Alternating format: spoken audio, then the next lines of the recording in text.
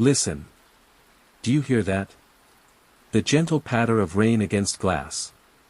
For most of us, it's one of the most soothing sounds in the world. A natural lullaby that promises safety, comfort, and peace. But tonight, as those raindrops trace their paths down your window, I want you to remember something important. Not all storms are outside. Some of the most dangerous tempests rage within the human heart. Some of the most terrifying darkness exists not in the absence of light, but in the presence of evil that walks among us every single day. Welcome to Nightmare Echo. You and I are going to journey into 7 true stories that will challenge everything you thought you knew about human nature. These aren't tales spun from imagination. These aren't Hollywood fiction designed to thrill and entertain. These are real events that happen to real people, in real places, not so different from where you might be sitting right now. As the rain continues to fall, creating that familiar rhythm of safety and predictability, ask yourself this question: how well do you really know the people in your life? Your neighbors, your co-workers, your family members, the strangers you pass on the street? What secrets might they be hiding? What darkness might they be concealing behind their everyday smiles? Tonight, we'll meet a 74-year-old woman whose trust in another human being led to 2 years of unimaginable captivity. We'll explore the mind of a man whose obsession with an ex-lover drove him to pick up a sledgehammer. We'll witness how grief can transform a parent into something unrecognizable. And we'll discover that sometimes the people we trust most, teachers, family members, even ourselves, are capable of acts that defy comprehension. Before we begin, I want you to settle in. Make yourself comfortable. Let the rain sounds wash over you. But remember, comfort is an illusion. Safety is temporary.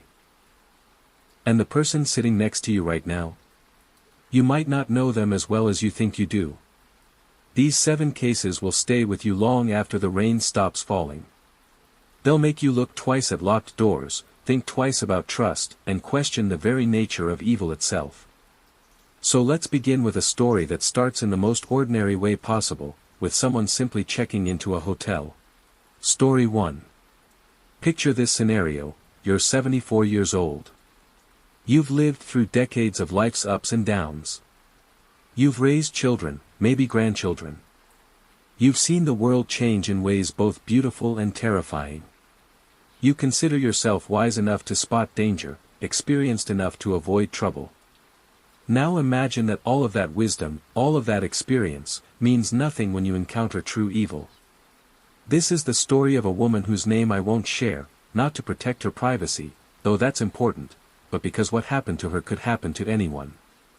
What makes this case so disturbing isn't just the violence or the captivity. It's how ordinary everything seemed at the beginning. For 730 days, let me repeat that, 730 consecutive days, this woman existed in a space smaller than most people's closets, controlled by a man whose name is Ian Edard Crow. And when I tell you what prosecutors discovered about how he treated her, you'll understand why they said he turns into a beast. Let's start at the beginning, because beginnings matter. They show us how quickly normalcy can transform into nightmare. California, 2022. The exact date doesn't matter as much as what was happening in the world around us. People were still recovering from the pandemic. Everyone was trying to return to some version of normal life. Hotels were reopening, people were traveling again, trying to reclaim the freedoms they'd lost. Into this environment walked Ian Edard Crow. On the surface, he probably looked like any other hotel guest. Maybe a little rough around the edges, but nothing that would make desk clerks call security or other guests cross the street to avoid him. But here's what investigators would later discover: Crow had been planning this for months. This wasn't a spontaneous act of violence. This wasn't a crime of passion or opportunity. This was calculated, methodical, and designed to continue for as long as possible. The victim, let's call her Maria, though that's not her real name, was living what she thought was an ordinary life. She had routines, relationships, people who cared about her. She probably locked her doors at night and avoided walking alone in dark places. She took the precautions that any sensible 74-year-old woman would take. None of it mattered. Because when evil decides to focus on you, all of your precautions become irrelevant. All of your wisdom becomes useless. All of your experience means nothing. Now, here's where this case becomes truly chilling. Crow didn't snatch Maria off the street in a moment of violence. He didn't break into her home like a common burglar. He didn't use the kind of obvious force that would have attracted immediate attention. Instead, he did something far more insidious. He gained her trust. Think about that for a moment. A 74-year-old woman, alone in the world, met a man who convinced her that he meant her no harm. Maybe he offered help with something. Maybe he presented himself as someone who could solve a problem she was facing. Maybe he simply seemed kind. This is how most predators operate, by the way. They don't announce themselves as dangerous. They don't wear signs that say, "I'm going to hurt you." They present themselves as helpers, as friends, as people who understand your problems and want to make them go away. Maria trusted him enough to go with him to a hotel. Whether she thought she was helping him, or he was helping her, or they were simply two adults making a mutual decision, we may never know. What we do know is that once those hotel room doors closed behind them, Maria's old life ended. And her nightmare began. Let me paint you a picture of what 730 days looks like when you break it down. 730 days is 2 years and 25 days. It's 104 weeks and 2 days. It's 17,520 hours. It's 1,051,200 minutes. For every single one of those minutes, Maria was under Crow's control. The hotel room became her universe. 4 walls, a bathroom, a bed, maybe a chair. Imagine spending 5 minutes in a room that size. Now imagine spending an hour. Now imagine spending a day. Now imagine that this room is your entire world for 2 years. But the physical confinement was only part of the horror. Crow didn't just imprison Maria's body, he imprisoned her mind, her hope, her sense of self. Court documents reveal that Crow controlled every aspect of her existence. When she ate, what she ate, when she slept, when she was allowed to speak. He became the god of her tiny universe, with absolute power over life and death, comfort and suffering, hope and despair. What does that do to a person's mind? Psychologists who study captivity tell us that after just a few weeks, victims begin to experience profound changes in their thinking. They start to see their captor as their lifeline rather than their oppressor. They begin to believe that their survival depends on pleasing the very person who's destroying them. This isn't weakness. This is the human mind's attempt to survive in an impossible situation. But here's what makes this case even more disturbing: the hotel staff, the other guests, the cleaning crews, they all went about their daily routines while Maria was suffering just a few feet away. How many people walked past that door? How many times did housekeeping knock and get told to come back later? After the first 100 days, something changes in cases like this. The initial shock of captivity gives way to a different kind of horror, the horror of routine. Maria's days became predictable in their unpredictability. She never knew when Crow might explode into violence, but she learned to read his moods. She never knew when she might be allowed food, but she learned to be grateful for scraps. She never knew if she would live to see another day, but she learned to focus on surviving just the next hour. This is what prolonged captivity does to human beings. It breaks down their sense of self, their connection to the outside world, their ability to imagine a future beyond their current suffering. Meanwhile, in the outside world, people were looking for Maria. Family members were calling police. Missing person reports were filed. Investigators were following leads, interviewing witnesses, trying to piece together what had happened to her. But Maria might as well have been on another planet. The hotel room had become a parallel universe where the normal rules of society, law, and human decency simply didn't apply. Crow had created his own kingdom, with Maria as his unwilling subject. And as the months turned into a year, and the year turned into nearly 2 years, that kingdom became more elaborate, more controlled, more utterly cut off from reality. Think about what was happening in your life during any 2-year period. The birthdays you celebrated, the holidays you enjoyed, the milestones you reached, the problems you solved, the relationships you built. Maria experienced none of that. For her, time stopped the day she walked into that hotel room. Now let's talk about Ian Eddard Crowe himself, because understanding monsters is part of understanding how to recognize them. The prosecution's statement that Crowe turns into a beast wasn't hyperbole. It was a clinical assessment of someone whose capacity for cruelty seemed to have no bottom. But here's what we need to understand: Crowe didn't wake up one morning and decide to kidnap a 74-year-old woman. This kind of behavior develops over time. It has roots, patterns, warning signs that people around him might have noticed if they'd known what to look for. Men who commit these kinds of crimes often have histories of controlling behavior. They might have been emotionally or physically abusive in previous relationships. They might have shown an unusual fascination with power dynamics, with having complete control over other people's lives. They often view other human beings not as individuals with their own rights and desires, but as objects to be possessed, controlled, and used for their own gratification. What makes Crowe's case particularly disturbing is the duration. Most kidnapping cases end within hours or days, either because the perpetrator kills their victim, or because law enforcement tracks them down, or because the situation becomes unsustainable. But Crowe managed to maintain his control over Maria for nearly 2 years. That level of sustained cruelty requires a special kind of evil, the kind that can wake up every morning and choose to continue inflicting suffering on another human being. After 730 days, Maria's nightmare finally ended. But not because Crowe had a change of heart. Not because he suddenly rediscovered his humanity. Not because he realized the enormity of what he was doing. It ended because law enforcement finally found them. The details of how they were discovered remain somewhat unclear, but what we know is that when authorities entered that hotel room, they found Maria in conditions that shocked even experienced investigators who thought they'd seen everything. 730 days of captivity had taken their toll. The woman who was rescued was not the same woman who had disappeared 2 years earlier. How could she be? No one could endure what she endured and remain unchanged. But here's what's remarkable about Maria's story: she survived.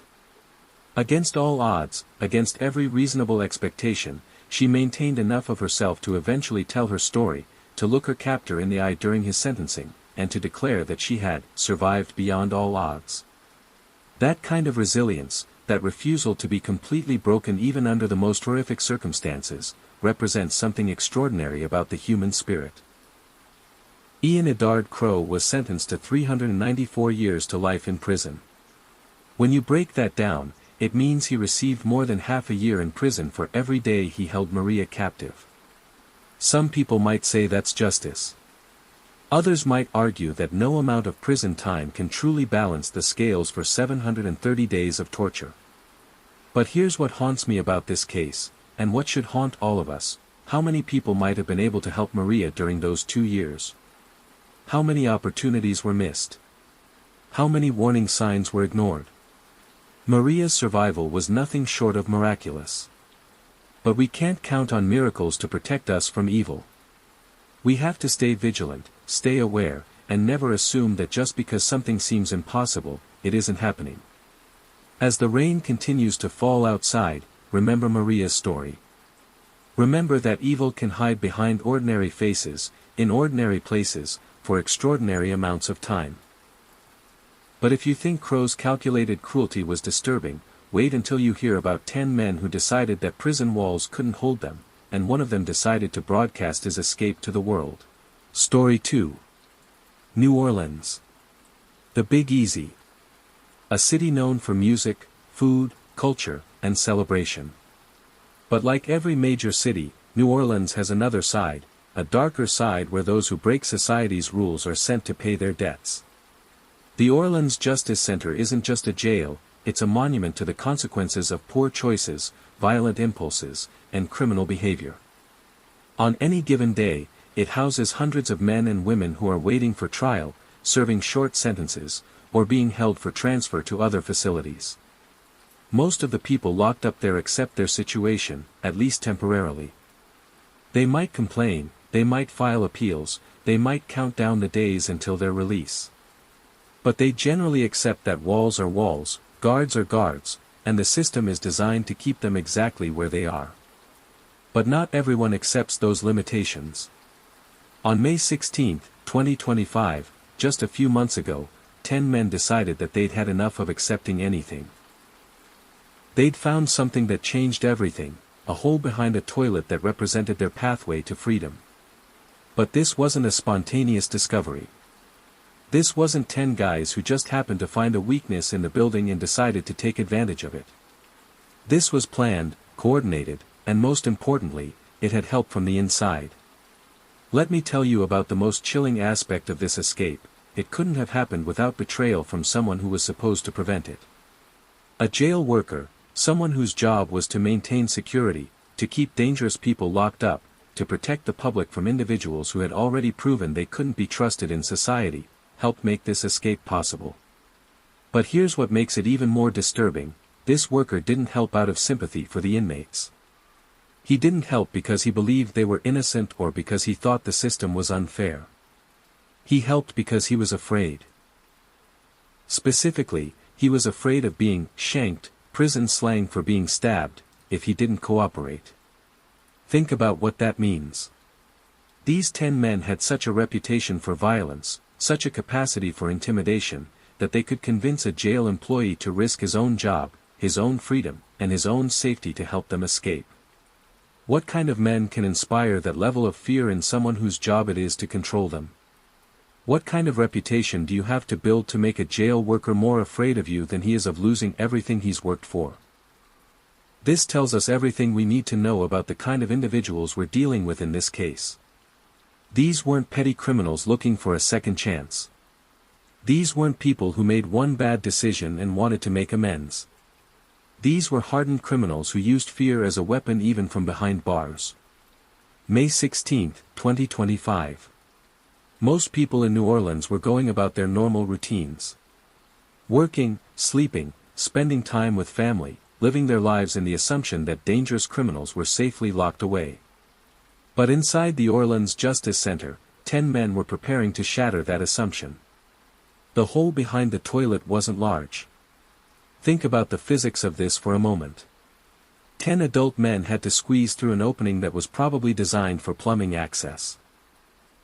One by one, they had to abandon the safety of their cells and crawl into an unknown space, not knowing if they'd be able to get through, not knowing if they'd be caught in the attempt, not knowing what was waiting for them on the other side. But they were willing to take that risk because anything was better than staying where they were. What drives that kind of desperation? What makes a person willing to risk everything, including their life, for the possibility of freedom? For some of these men, it might have been the prospect of spending decades behind bars. For others, it might have been debts they owed to other inmates, threats they were facing, or simply the psychological pressure of confinement. But whatever their individual motivations, they all made the same choice: they would rather face the unknown dangers of being fugitives than accept the known reality of prison. Within hours of the discovery that 10 dangerous criminals were loose in New Orleans, one of the largest manhunts in the city's recent history began. Think about what that means for a city. Suddenly, every police officer, every sheriff's deputy, every federal agent in the area has their normal duties suspended. Instead of investigating new crimes, preventing accidents, or handling routine calls, they're all focused on one thing: finding 10 men who have already proven they're willing to break the law to get what they want. Schools went into lockdown. Parents kept their children inside. Business owners installed extra security. The entire city transformed from a place of normal activity into a place of heightened fear and vigilance. And rightfully so. These weren't just escapees, they were individuals who had been locked up for serious crimes in the first place. Armed robbery, assault, drug dealing, domestic violence. These men represented every kind of threat that law-abiding citizens hope they'll never encounter. But here's what makes manhunts like this so challenging: New Orleans isn't a small town where strangers stand out. It's a major city with hundreds of thousands of residents, countless hiding places, and a complex network of neighborhoods where someone could disappear if they knew the right people. The escapees had several advantages working in their favor. They knew the local area. They probably had friends or family members who might be willing to help them. And most importantly, they had nothing left to lose. Law enforcement's response was swift and comprehensive. Within days, 5 of the 10 escapees were back in custody. But catching 5 out of 10 isn't success, it's a reminder that 5 dangerous individuals are still out there, still free, still capable of harming innocent people. Each recapture probably followed a similar pattern. Tips from the public, surveillance footage, financial records showing where money was being spent, cell phone data revealing locations and contacts. Modern fugitives face challenges that criminals from previous generations never had to worry about. Every transaction leaves a digital footprint. Every phone call can be traced. Every camera on every street corner is a potential witness. But the 5 who were caught quickly probably made mistakes. They might have contacted family members, returned to familiar neighborhoods, or tried to access money from bank accounts that law enforcement was monitoring. The 5 who remained free were either smarter, more disciplined, or had better help from people on the outside. And one of them was about to do something that would capture national attention. Of all the escapees, Antoine Massey made the most unusual choice. Instead of staying hidden, instead of keeping a low profile until the heat died down, he decided to go public. Not just public. Viral. Massey began posting videos on Instagram, speaking directly to a camera in what appeared to be someone's kitchen. He wasn't hiding his face, wasn't disguising his voice, wasn't taking any precautions to protect his identity. In these videos, which quickly spread across social media, Massey made an extraordinary claim: "I was let out. The reason why I left the jail." Think about the audacity of that statement. Here's a man who crawled through a hole behind a toilet to escape from jail, and he's claiming that he was actually let out. He's trying to rewrite the narrative of his own escape, to transform himself from a fugitive into someone who was wrongfully imprisoned. But here's what makes this even more fascinating: Massey wasn't just proclaiming his innocence to his friends or family. He was broadcasting it to the world, knowing that every law enforcement agency in Louisiana was looking for him. What kind of desperation drives someone to essentially announce their location to the authorities? What kind of delusion makes a fugitive think that posting videos on social media is going to help their case? Or was this part of some larger strategy? Was Massey trying to generate public sympathy? Was he hoping that by controlling the narrative, he could somehow turn public opinion in his favor? Massey's decision to post those Instagram videos reveals something important about his psychological state. Most fugitives understand that their survival depends on invisibility. The longer they can stay hidden, the better their chances of avoiding recapture. But Massey chose visibility over invisibility, publicity over secrecy. That suggests either desperation or delusion, possibly both. Maybe he genuinely believed that he could convince people of his innocence. Maybe he thought that public pressure would somehow force authorities to treat him differently.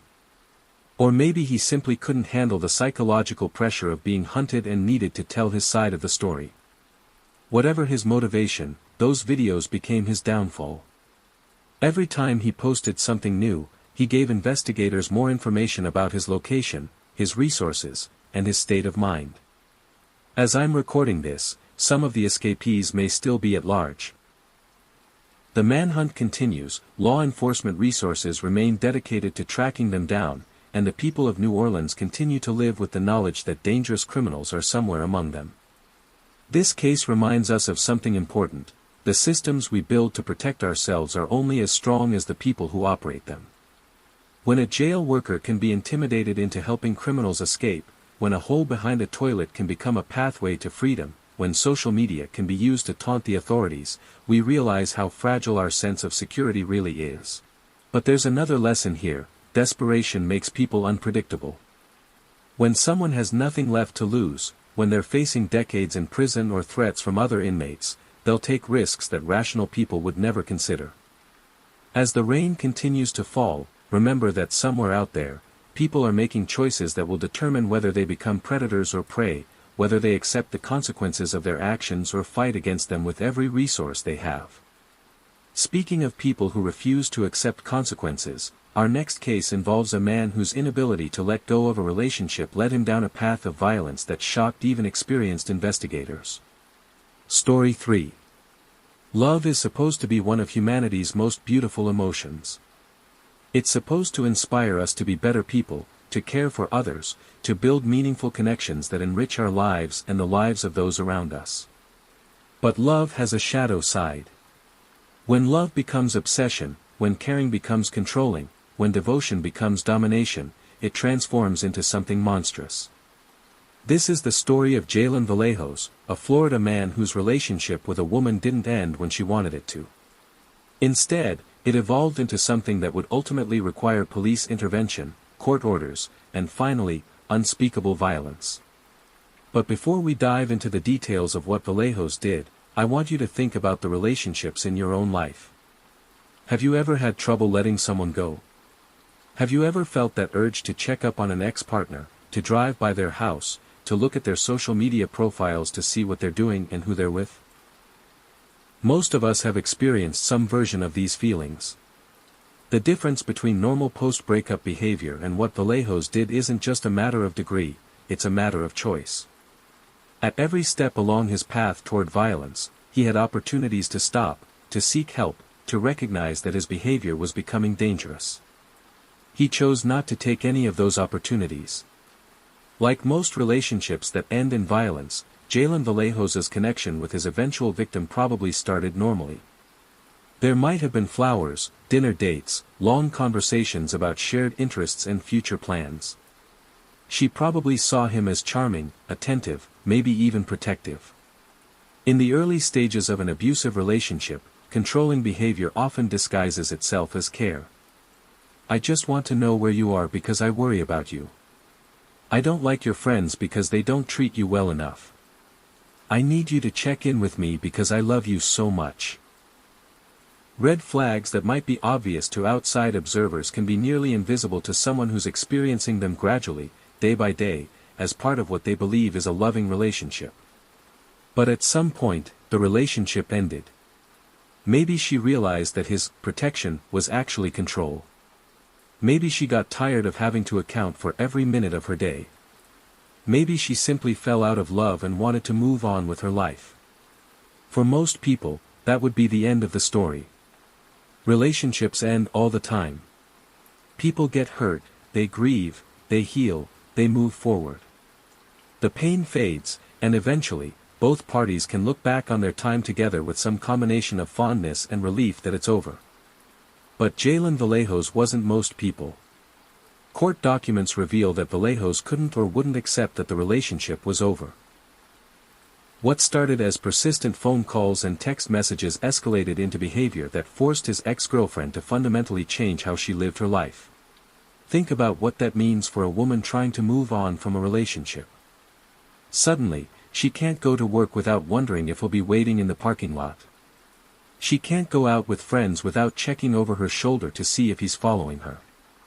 She can't sleep peacefully because she doesn't know if he might show up at her door in the middle of the night. This is what stalking really does to its victims. It steals their sense of security, their ability to live normal lives, their fundamental right to exist without fear. But Vallejos wasn't content with just disrupting her waking hours. According to investigators, he began doing something even more disturbing. He started watching her sleep. Let that sink in for a moment. While she was in her most vulnerable state, completely unconscious and defenseless, Vallejos was somewhere nearby, watching her. How long did he stand there? What was going through his mind as he watched someone who had explicitly told him to leave her alone? What kind of satisfaction did he get from violating her privacy and safety in such a profound way? To understand what Vallejos did next, we need to understand the mindset that drives stalking behavior. Stalkers often have a fundamental inability to accept rejection. In their minds, the end of a relationship isn't an end at all, it's just a temporary setback that can be overcome through persistence, manipulation, or force.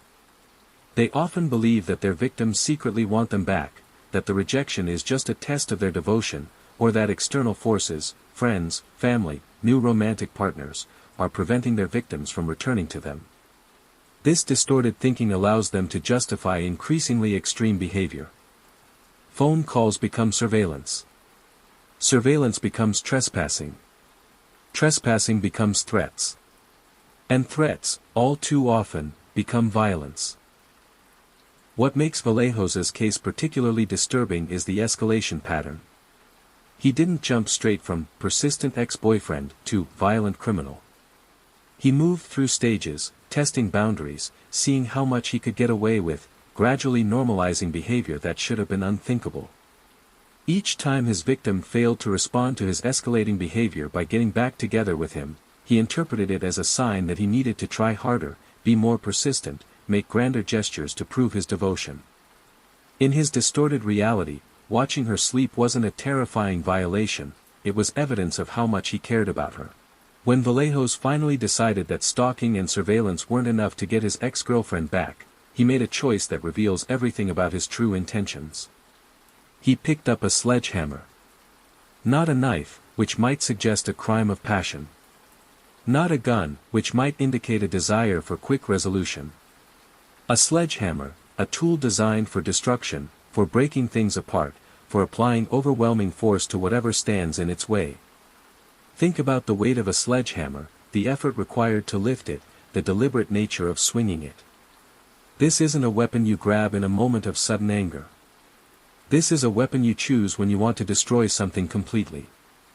The choice of weapon tells us that Vallejos had moved beyond wanting his ex-girlfriend back. He had reached a point where if he couldn't have her, he was going to make sure that nobody else could either. This is the ultimate expression of the possessive mindset that drives domestic violence and stalking. The victim stops being viewed as a person with their own rights and desires and becomes an object that the abuser believes he owns. When that object refuses to cooperate, when it insists on its own autonomy, the abuser's solution is often to destroy it rather than accept that he never owned it in the first place. What happened next was an explosion of violence that shocked even experienced investigators who thought they'd seen every form of human cruelty. The details of the attack are difficult to discuss, not just because of their graphic nature, but because of what they reveal about Vallejos' complete transformation from someone who claimed to love his victim into someone willing to destroy her. The sledgehammer attack wasn't quick. It wasn't impulsive. It required sustained effort, repeated blows, a commitment to causing maximum damage. Think about what that means psychologically.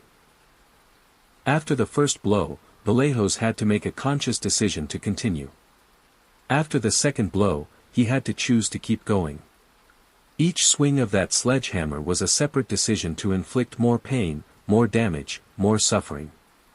This level of sustained violence requires something beyond anger, beyond jealousy, beyond even hatred. It requires a complete dehumanization of the victim, a mental state where the person you once claimed to love becomes nothing more than an obstacle to be removed.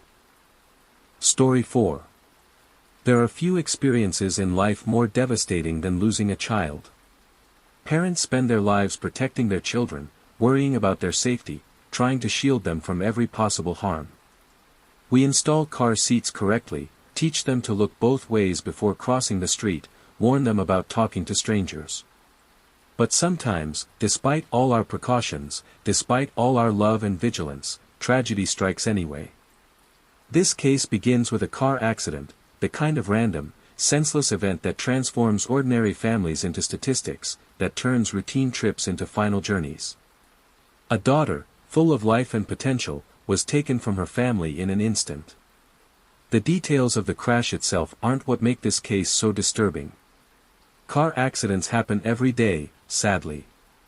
What makes this case extraordinary is what happened next, how grief, that most natural and understandable of human emotions, became something else entirely. When we lose someone we love, especially when we lose them suddenly and unexpectedly, our minds struggle to process the reality.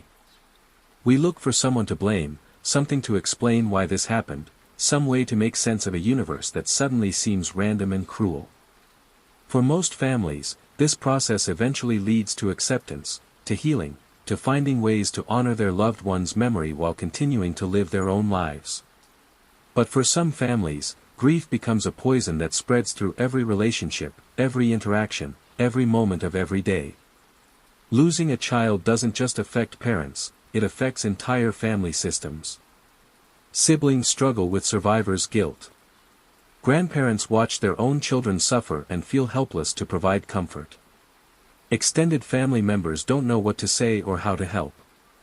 In healthy families, tragedy can actually bring people closer together. Shared grief becomes shared strength.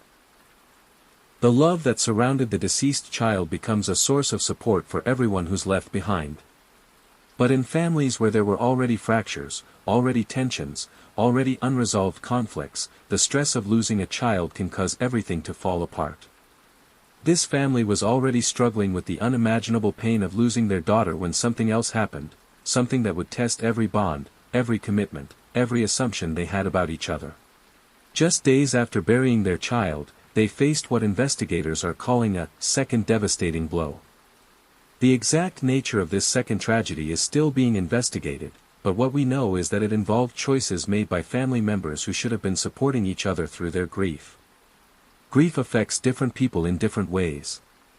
Some people withdraw completely, unable to function in a world that no longer includes their loved one. Others throw themselves into activity, staying busy to avoid confronting their pain. Some people become obsessed with finding meaning in their loss, creating foundations or charities or advocacy groups.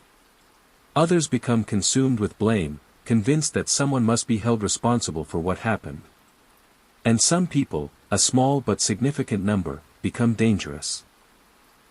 When grief combines with pre-existing mental health issues, with substance abuse problems, with histories of violence or instability, it can create a perfect storm of destructive behavior. People in this state often feel that they have nothing left to lose. Their worst fear, losing the person they loved most, has already come true. What other consequences could possibly matter? This mindset can make grieving individuals capable of actions they would never have considered before their loss. They might take risks they would normally avoid. They might hurt people they would normally protect.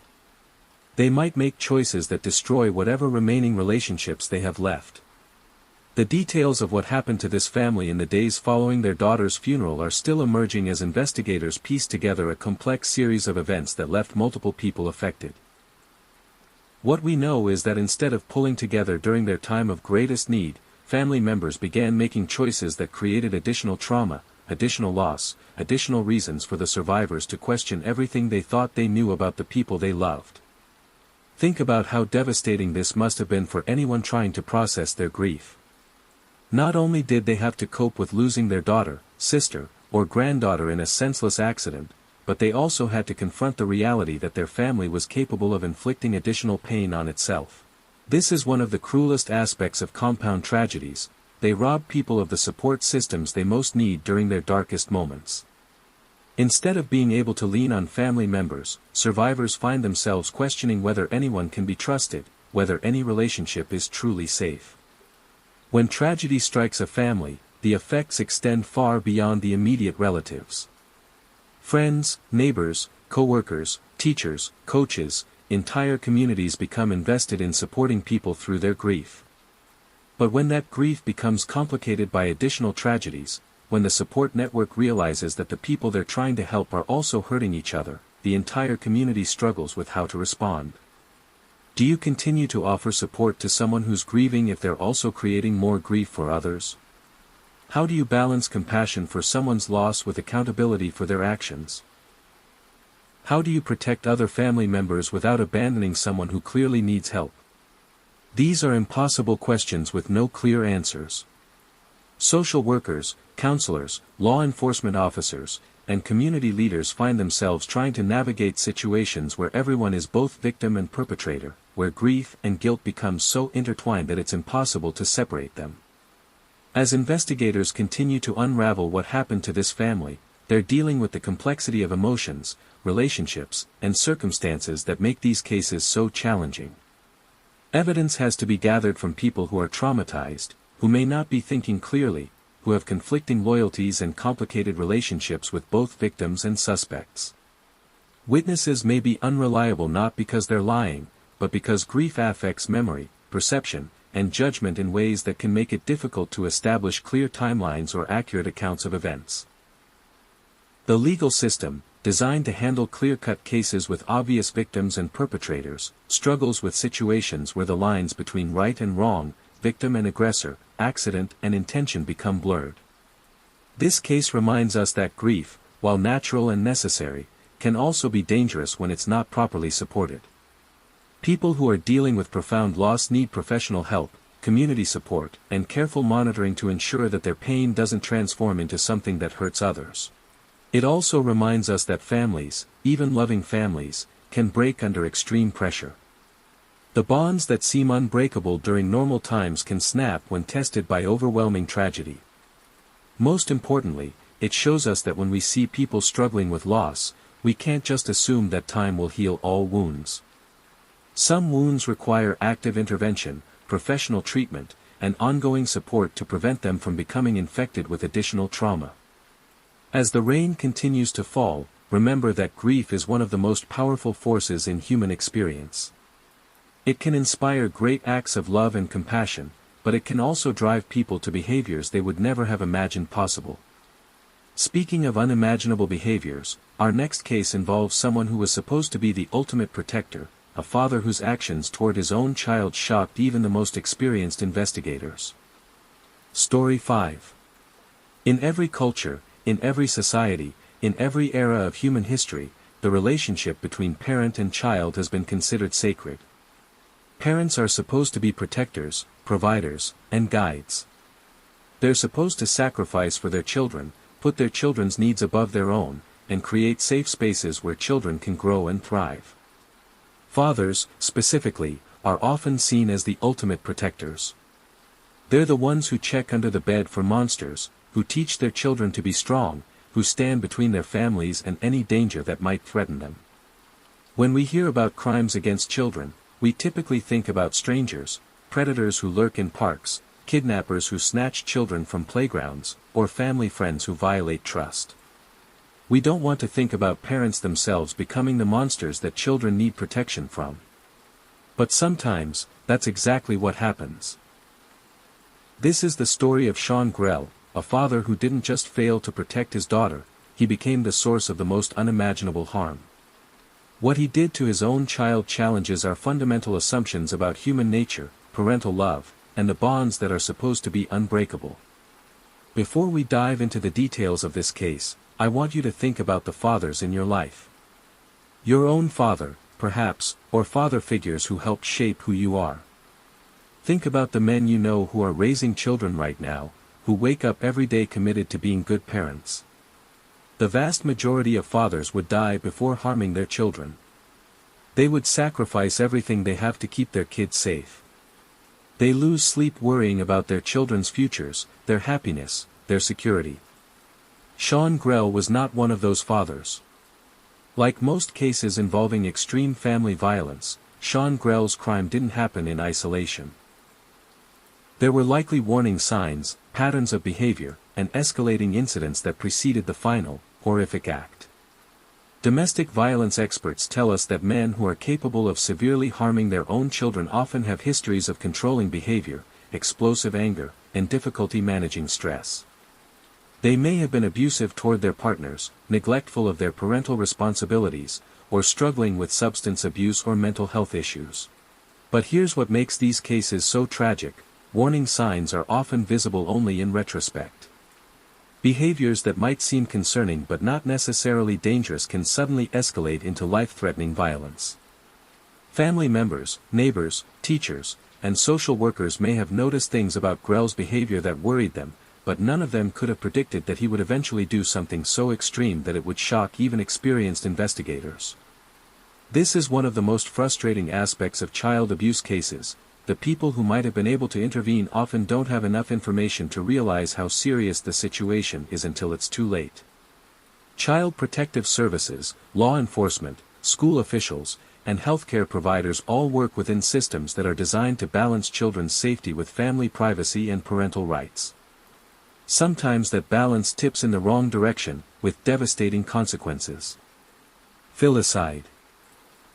The murder of a child by their parent is one of the most difficult crimes for investigators, prosecutors, and the general public to understand. It violates every instinct we have about parental love and protection. Research suggests that fathers who kill their children often fall into several categories. Some are severely mentally ill and may be experiencing psychotic episodes that distort their perception of reality. Others are motivated by revenge against their partners and see harming the children as the ultimate way to inflict pain. Still others are overwhelmed by the responsibilities of parenthood and see their children as burdens or obstacles to the lives they want to live. And some, like Grell appears to have been, are simply capable of extreme cruelty toward vulnerable people who can't defend themselves.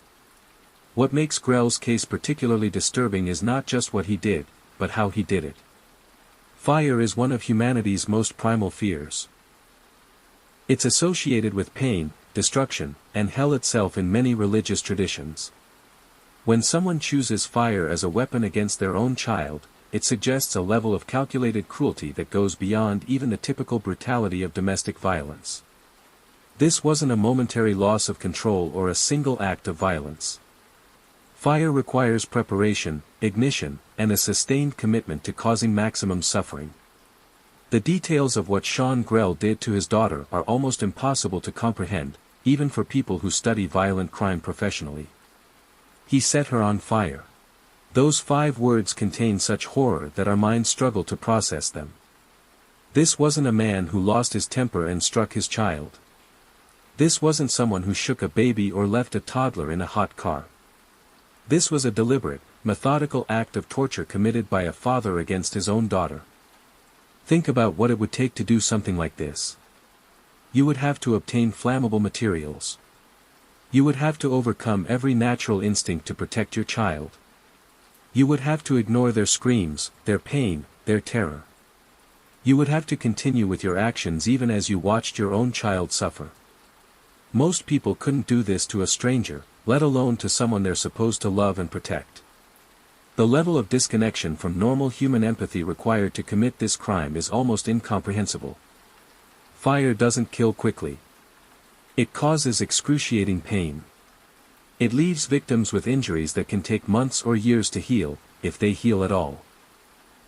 The psychological trauma of being burned by your own parent would be devastating even if the physical injuries weren't severe. But Grell's daughter didn't have to worry about long-term recovery. She didn't survive to deal with the psychological aftermath of her father's betrayal. The fire that Grell set killed her. When investigators arrived at the scene of Grell's crime, they found evidence that left even experienced homicide detectives struggling to maintain their professional composure. Fire scenes are always challenging to investigate. The flames destroy evidence, alter crime scenes, and make it difficult to determine exactly what happened and in what order. But in this case, the evidence that survived was more than sufficient to establish both what Grell had done and his responsibility for it. Physical evidence, witness statements, and Grell's own admissions painted a picture of premeditated violence against a child who had no way to defend herself or escape. The investigators who worked this case were professionals who had seen every form of human cruelty, but many of them later said that Grell's crime was among the worst they had ever encountered. The combination of the victim's age, her relationship to the perpetrator, and the method of violence created a perfect storm of horror. Perhaps most disturbing was the realization that this crime had been committed in a place where the child should have been safe, her own home, by someone who should have been her protector, her own father. Sean Grell was convicted of his daughter's murder and sentenced to prison. But before he could serve his full sentence, before he could be held fully accountable for what he had done, he died behind bars. Some people might see his death as justice, a fitting end for someone who committed such an unthinkable crime against an innocent child. Others might argue that death was too easy for him, that he should have been forced to live with the consequences of his actions for decades. But regardless of how we feel about Grell's death, the real tragedy is that it doesn't bring his daughter back. It doesn't undo the pain she suffered. It doesn't heal the trauma that her extended family and community continue to experience. His death also means that we'll never fully understand what drove him to commit such a horrific act. There will be no lengthy appeals process, no psychological evaluations, no opportunity for experts to study his case and potentially identify warning signs that might help prevent similar tragedies in the future. Cases like Grell's don't just affect the immediate victims and perpetrators. They shatter communities' sense of safety and trust.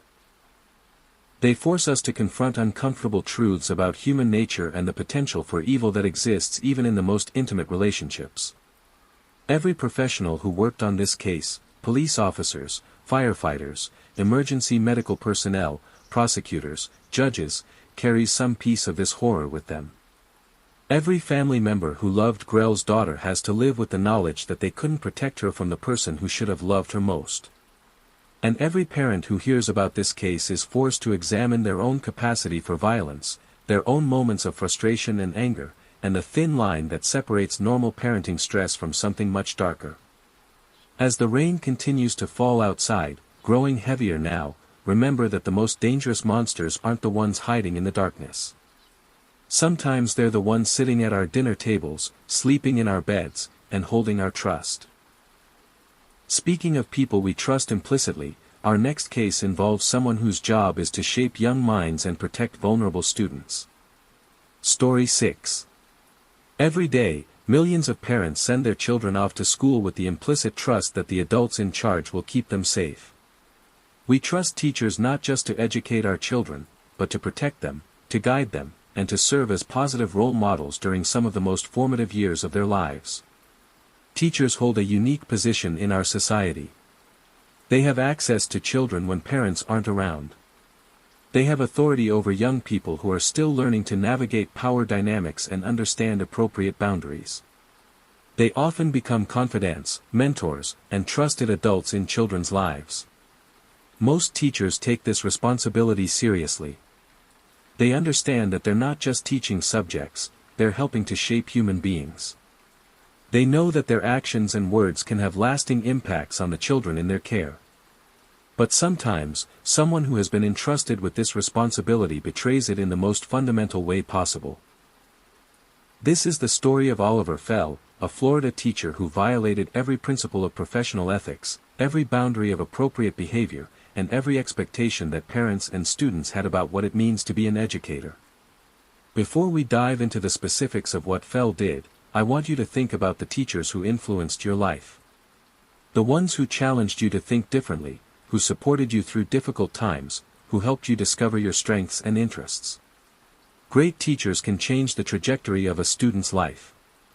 They can inspire young people to pursue careers they never imagined, to develop confidence they didn't know they had, to believe in themselves when no one else does. Oliver Fell had that same potential to influence young lives. Instead, he chose to use his position of trust to exploit and harm the very students he was supposed to protect. Schools are supposed to be safe spaces where children can learn, grow, and develop without fear. But they're also environments where adults have significant power over young people, where privacy is often limited, and where inappropriate relationships can develop gradually over time. Predatory teachers often don't start with obviously criminal behavior.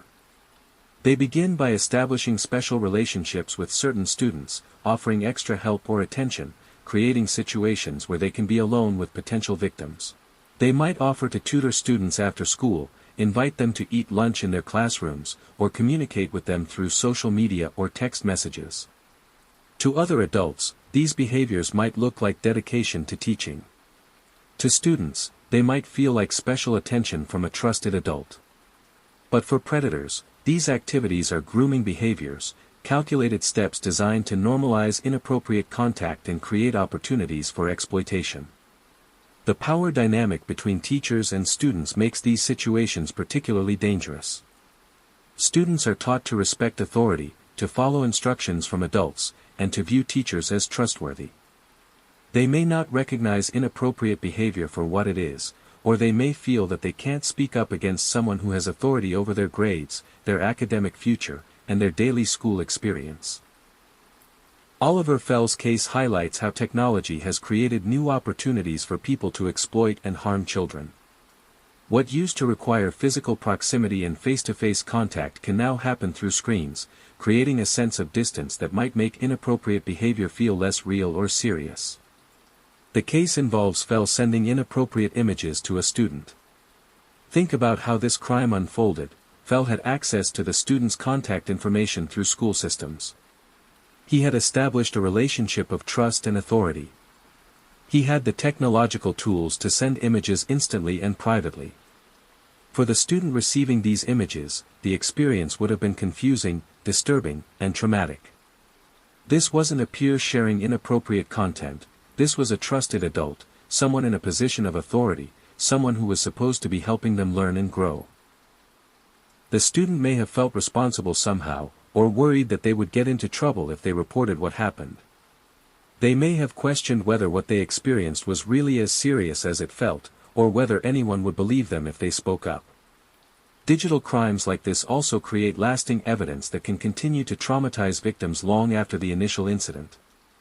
The knowledge that inappropriate images exist, that they might be shared or discovered, can cause ongoing anxiety and stress. Students who are victimized by teachers often struggle with their ability to trust authority figures, to form healthy relationships with other adults, and to feel safe in educational environments. They may experience anxiety, depression, and academic difficulties that affect their long-term success. The impact extends beyond the direct victim to other students in the school who may have heard about what happened. Their sense of safety and trust in the educational system may be shaken. They may become hypervigilant about interactions with teachers or reluctant to seek help when they need it. Parents throughout the school community also experience trauma when cases like this come to light. They're forced to confront the possibility that their own children might be at risk, and they may feel guilty about not recognizing warning signs or protecting their kids more effectively. Oliver Fell faces criminal charges for his actions, and the legal system will determine his punishment.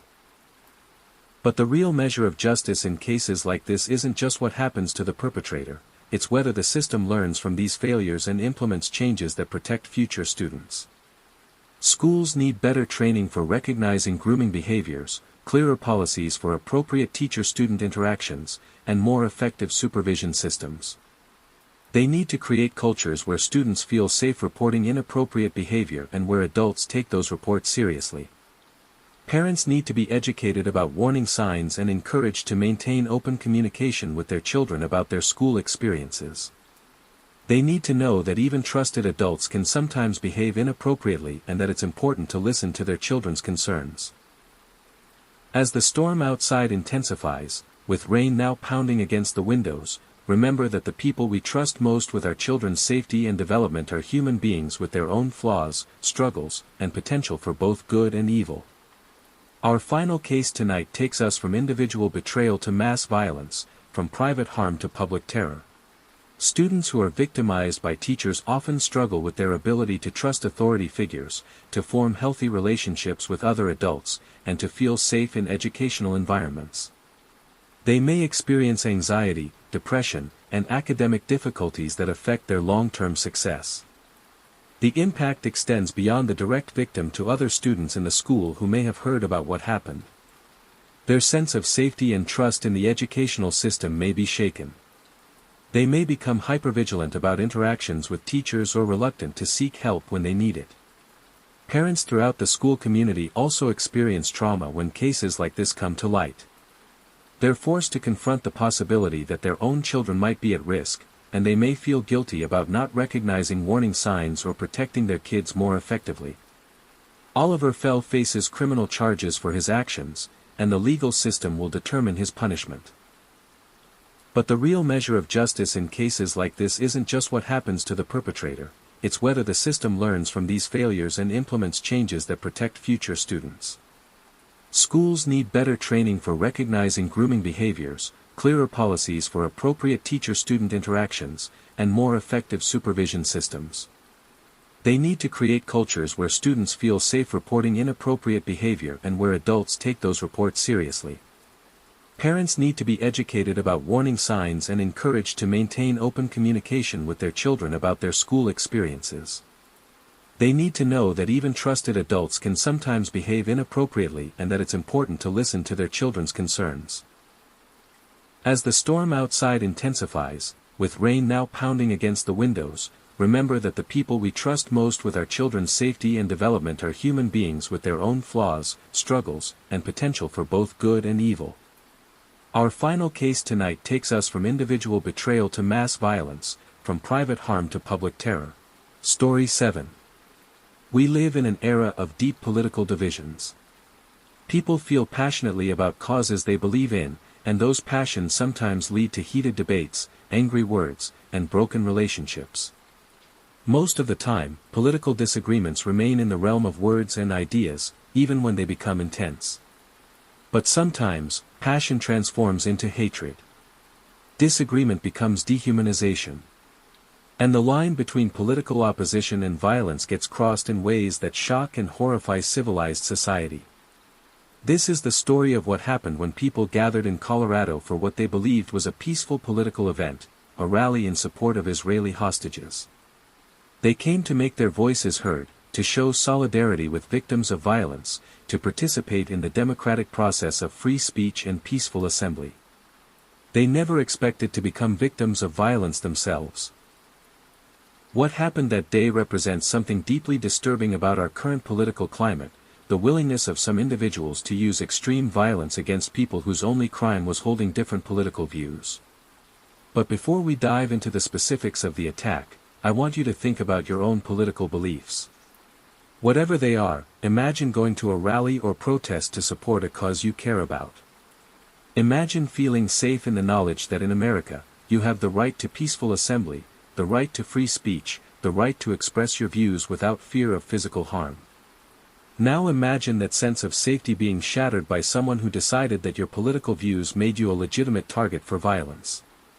The details of what brought people together at this Colorado rally are less important than what they represented, the fundamental right of Americans to gather peacefully and express their political views.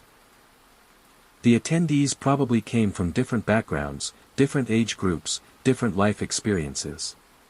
What united them was their concern for hostages and their belief that showing public support might somehow help. These weren't professional protesters or political extremists. They were ordinary citizens exercising their constitutional rights, participating in the kind of civic engagement that democracy requires to function. The rally was probably organized through social media, announced in community newsletters, promoted through word of mouth. The organizers likely took normal precautions, obtaining permits, coordinating with local police, planning for crowd control and safety. But no amount of normal planning could have prepared them for what was about to happen. Somewhere in that crowd, or watching that crowd, was someone who had moved far beyond normal political disagreement. This person had reached a level of hatred and radicalization that made them capable of attempting mass murder. The choice of weapon in this attack tells us everything we need to know about the perpetrator's mindset and intentions. A makeshift flamethrower isn't something you grab in a moment of sudden anger. It's not a weapon of convenience or opportunity. It requires planning, preparation, and a deliberate decision to cause maximum suffering to as many people as possible.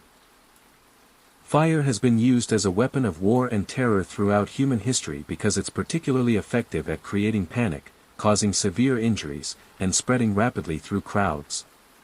The person who brought this weapon to the rally knew exactly what kind of damage it could cause. Think about the psychology required to plan something like this. The attacker had to obtain the materials needed to create a flamethrower. They had to test it, to make sure it would work when they needed it. They had to plan their approach, their escape route, their method of deployment.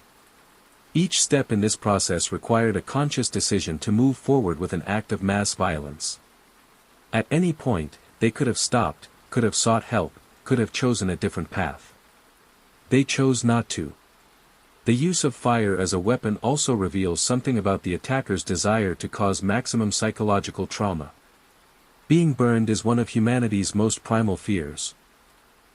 Survivors of fire attacks often suffer from severe PTSD, nightmares, and anxiety disorders that can last for years or even decades. What happened next transformed a peaceful political gathering into a scene of absolute terror. The attacker deployed their makeshift flamethrower against people who had no warning, no protection, and no way to defend themselves. In seconds, a rally about supporting victims of violence became a scene where new victims were being created. Multiple people were burned. Think about what that means: the smell of burning fabric and flesh, the sounds of screaming and panic, the sight of people running in all directions trying to escape an attack they never could have imagined. The people who were directly burned suffered immediate physical trauma that would require extensive medical treatment. Burns are among the most painful and difficult injuries to treat, often requiring multiple surgeries, skin grafts, and months or years of rehabilitation. But the trauma extended far beyond the people who were physically injured. Everyone at that rally became a victim in some way. They experienced the terror of being under attack, the helplessness of watching others suffer, the realization that they were not safe even in what should have been a protected space for political expression.